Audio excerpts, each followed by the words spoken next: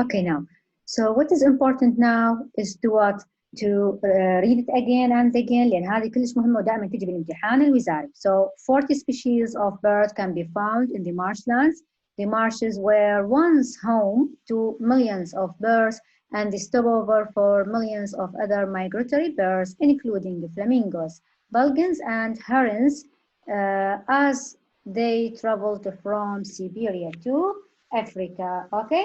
So إذا تجينا الحيوانات طبعا الموجودة عندك فلامينغو تعرفينه شايفته وبلغنز البجع and herons اللي هو طائر الحزين يسمونه اسمه herons الطائر الحزين. اوكي إذا أنا أسويش عليها أسئلة وأقول لك how many species of birds can be found in marshlands راح تقولي لي of course 40 species of birds can be found in marshlands and also give me an examples like flamingos, Belgians and herons. Okay, ممكن from where to where these migratory birds are traveled تقول لي طبعا from Siberia to Africa. هذا السؤال اللي ذكرته هسه ما مذكور بالملزمة فممكن تسجلينه يمك.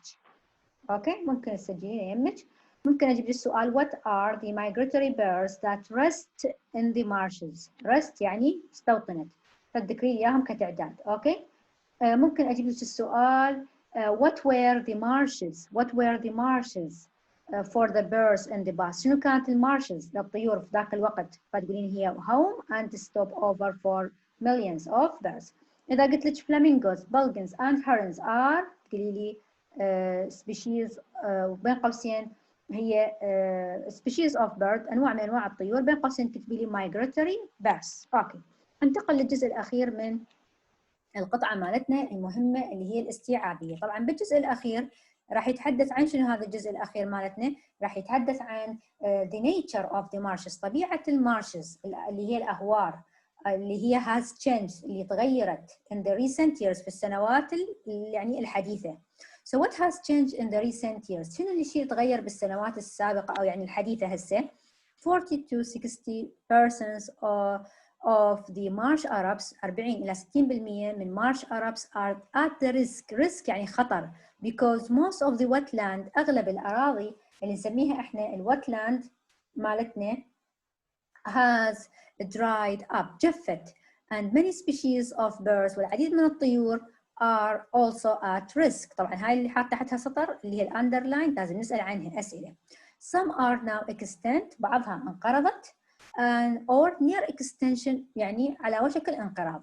So the draining of the marshes الجفاف هذا اللي صار بالمارشز بالأهوار in the 19th بال 1919 caused سبب a significant change in the ecosystem. شنو التغير اللي سواه لنا اياه بالايكو سيستم؟ شنو الايكو سيستم؟ اللي هي البيئة. غير بالنظام البيئي مالتي. So however some of the marshes يعني ومع ذلك يقول بعض المارشز بيها have recently been restored انتعشت أعيد تجديدها أو انتعشت من جديد تجددت حديثا after flooding the area بعد غمرها بالمياه. right تمام. شنو السؤال ممكن يجي على القطعة؟ ممكن why ممكن بالبداية why 40 to 60 of marsh Arabs are at risk. هذا السؤال ممكن يجي لك تقولين because السبب الرئيسي لأنه هنا مذكور عندك most of the wetland has dried up أغلب الأراضي الرطبة اللي كانت موجودة عندهم جفت. إذا سألت هذا السؤال تجاوبين هذا الجواب. Okay, what did the draining of marshes in 19th cause؟ شنو سبب؟ It caused تقولي له significant change in the ecosystem. ممكن تقولي له سبب إنزين. تمام. what did okay أقدر أشوف أنا الحكومة شنو سوت لنا في خصوص هذا يعني شنو اللي سوته هنا؟ What have ممكن أقول لك أنا what have recently happened to the marshes؟ شنو اللي صار حديثا للمارشز؟ شنو اللي صار قلنا إنه they have restored after flooding the area. restored انتعشت أعادت تجديدها بعد أن ملئت بالمياه. right هاي القطعة وأسئلتها جدا مهمة وهذه سوينا هنا الباسيف فويس اللي مشروح عندك شلون تسوين صيغة السؤال. What can people find where can people find 40 species of bird؟ قلت لك يعني احنا هذا مبني المعلوم بالمبني المجهول راح يصير where can 40 species of bird be found اللي هي صيغة المبني مجهول حولتها باستخدام ال WH question word والكان والobject والبي زائدا التصريف الثالث إلى الفعل مالتي. تمام. أرجع هسه على كتاب النشاط بعد ما قريت لك الأسئلة، تقرينها بالكتاب مالتك جدا مهمة. الأسئلة جدا مهمة مطلوبة من عندك طبعا بالامتحان الوزاري أيضا. تمام. أحولك هسه على كتاب النشاط بالبداية، أوكي، على مود بعدين مباشرة، أو خلي أشوف لك هسه الملزمة مالتك هنا، أوكي، اللي هي يعني شلون إحنا راح نحكي عن الملزمة مالتنا.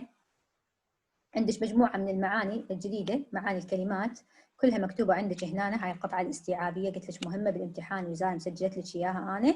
المعاني الكلمات الجديدة عليك الغريبة، الأسئلة هذه كلها تحفظينها، هي وفراغات متنوعة بالأشكال. نعم. شنو المهم هسه عندي؟ راح يجي شلون تسوين فاكت فايل. طبعا هذا السؤال اللي صمموا المنهج ما انطوا إجابة حتى الطالب يعرف يكتبه كجدول أو يكتبه كإنشاء. فأنا سنويا أنصح الطلاب إنه هذا السؤال من يجي لك choose a kind of wildlife، اختار نوع من أنواع الحياة البرية، طبعا في العراق، إنزين بين قوسين هذه، and complete a fact file، وأكملي الفاكت فايل مالتك. هذا ينحل بطريقتين بالامتحان الوزاري، لأن هم لحد الآن ما انطوا جواب شلون تحلينه. تسوي لهم إياه أول مرة على شكل جدول، تالي تحولين هذا الجدول إلى إنشاء في حال اختاريتي هذا السؤال. حتى لا تسألين ست شلون نحله، ركزي وياي، تحلينه على شكل جدول بالبداية، وتالي شو تسوين بعد ما تحلينه على شكل جدول؟ ترجعين تكتبينه على شكل إنشاء. اتفقنا؟ بعد لا حد يسأل ست شلون نحله بالامتحان الوزاري، بالامتحان الشهري، امتحان نص السنة، تكتبينه على شكل جدول وتعيدين صياغته مرة أخرى على شكل كتابة. شو تكتبي لي بيه؟ شو تكتبي لي بيه؟ شنو المعلومات المطلوبة من عندك تملينها بالفراغ؟ طبعا هذا التمرين موجود على صفحة 45 في كتاب النشاط مالتك. موجود على صفحة 45 في كتاب النشاط مالتك. شنو المطلوب من عندك؟ بالبداية طبعا مطلوب من عندك تكتبين نوع الحياة kind of wildlife. نوع الحياة وين راح تكون؟ in the desert, in the sky، في الصحراء، في السكاي في السماء، بالووتر، بالاوشن، بالمحيط، وينها نوع؟ بالفاو مثلا على سبيل المثال. فتكتبي لي عن نوع الحياة، تالي تنطيني الاكزامبل عن الحيوانات اللي تعيش، كامل، فالكون، فيش مثلا تتحدثي لي عنها وراح تشوفين بالملزمه ذاكرت لك انا، كلها عباره عن اكزامبل. وير معناتها هسه ارجع على الملزمه حتى تصير اضبط الشغله حتى تنتبهي لها يعني. اوكي، راح انطيك هذا المثال طبعا انا، وهذا المثال تقدرين تحولينه على شكل انشاء، يعني مره تكتبينه على شكل جدول، مره تكتبينه على شكل انشاء. انا الانشاء مالتي المطلوب من عندك بالامتحان الوزاري هذا هو writing a fact file، هذا كاتبت لك اياه مهم، هذا مطلوب من عندك، اريده من عندك بالامتحان تكتبينه الي. انت راح تكتبين نماذج، لكن هذا كلش مضبوط يعني كقطعه انشائيه وتحولينها الي كجدول. طبعا انا منوعت لك اياه، ما مسويته كجدول، لكن انت تسوينه كجدول. اتفقنا؟ تمام. شو تكتبي لي بالحقل الاول بالجدول؟ من يطلب عندك kind of wildlife وزائدا example. مثلا على سبيل المثال راح تقولي انا راح اتحدث عن الوايلد لايف in the desert، في الصحراء. بالقطعة الثانية مثلا تحكي عن الوايلد لايف in the south east of Iraq، مثلا على سبيل المثال in the south east of Iraq، هاي بالجدول تحطينها. مثلا راح اتحدث انا عن الوايلد لايف اللي هي on Fao city or in the Fao city، في مدينة الفاو، واكثر يعني. بعد اذا عندك بعد شيء ممكن ايضا تذكرينه. تمام، هذه راح تذكري لي اياها. شو تكتبين؟ تكتبي لي I am going to talk about kind of wildlife، راح احكي عن life in the deserts، الحياة في الصحراء، واسولف.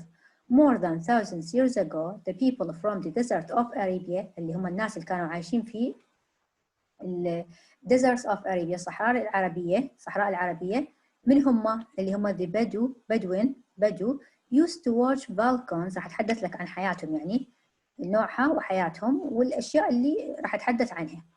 So they used to watch volcanoes catching birds and animals for food. The Bedouin lived mostly on dates, milk and bread because it was difficult to catch animals and birds. The Bedouin used to hunt camels. Where هاي life of in the desert وين جاي احكي عنها؟ Where راح تكتبي له the desert is in the south west، انزين south west of Iraq، هاي الصحراء العربية في هذا المكان. وين هذا الكلام الجاي تحكيه؟ بأي زمان؟ بالزمن مالت التايم، تقولي له in summer، في فصل الصيف. اوكي، what has changed and why؟ شنو اللي صار وتغير بالصحراء العربية وليش؟ تقولين the government، هاي طبعا نعطيتها قطعة استيعابية سابقا. The government has set up protected areas for birds and animals because one of the advantage of Valcaronia sport is that too many rare birds might be killed. العديد من الطيور النادرة يعني ربما تقتل. فاللي تغير إن الحكومة بنت محميات. أوكي بالصحاري العربية. What do students think about؟ أنت تفكيرك your opinion عن هذا الموضوع عن هذه الفكرة. شو تقولين عن هاي الفكرة اللي سوتها الحكومة؟ ممكن تقولين we encourage نشجع the protection حماية of the wildlife numbers حماية الحياة البرية which have والتي شنو؟ والتي have gone up واللي ارتفعت and the environment is richer والبيئة أغنيت. أوكي؟ فإذا هذا مثال نموذج ممكن تستخدمينه بالامتحان الوزاري. أجي على هنا. افرض هذا عندي طبعا مثل ما تكتبين جدول ترجعين تسولفين على شكل قطعه انشائيه. يعني هسه مثلا على سبيل المثال هذا مهم، قلت ليش تكتبينه لهم بالامتحان الوزاري. هذا مهم. اول سؤال كان هو where او kind of wildlife and example. طبعا ال kind of the wildlife انا اقول له انا راح احكي عن the wildlife، اكتب بالمربع the wildlife in Iraq marshes which is very natural طبيعيه. where نعطيك حقل بالجدول where هذا الكلام جاي تحكين عنه هاي المارشز تقولي له in the south، هاي ذكرت لك اياها انا in the south east of Iraq. ترجعين تسولفين عن الكايند لايف انه ال people in the marsh life in the live a traditional life. They raise domestic buffalo, some sheep and cattle. They plant groups يزرعون النباتات such as rice, wheat and barley. They live in arched houses which they build from reeds. Okay. They use boats يستخدمون القوارب for transport للتنقل.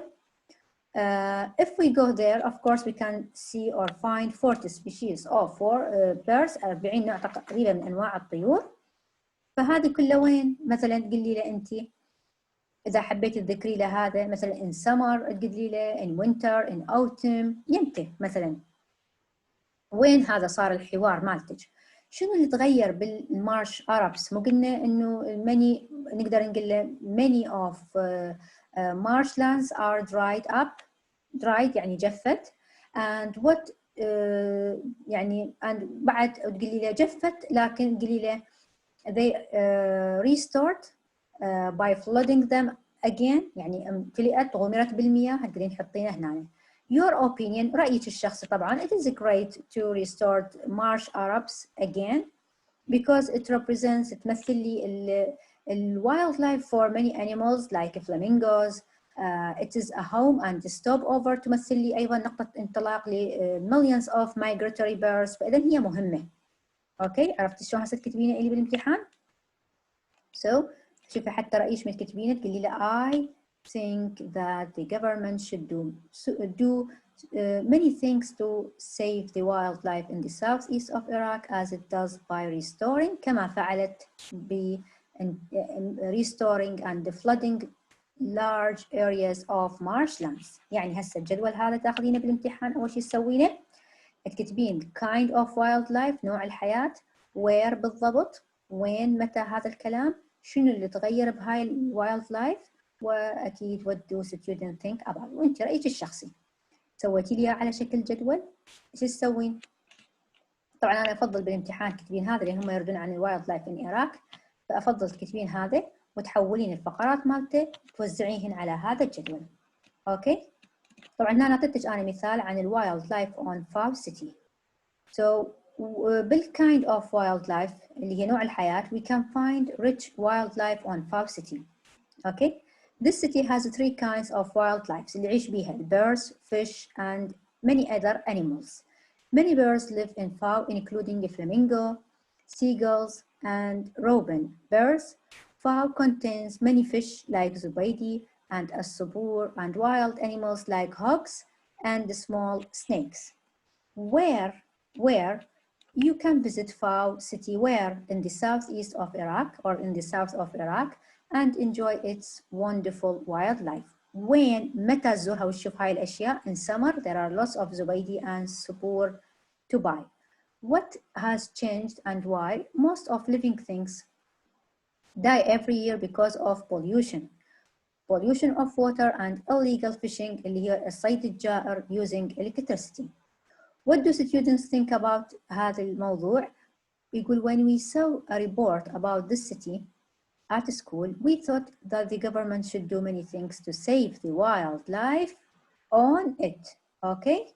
طبعا هذا جدا مهم بالامتحان الوزاري، تحلينه بالطريقتين لهم، تسوينه جدول، توزعين فقرات على الجدول، خصوصا هذا لان كلش يعني مضبوط مثل ما هم يردونه، هذا تاخذين تكتبينه لهم اول شيء على شكل جدول ثم تكتبينه على شكل قطعه انشائيه. اوكي؟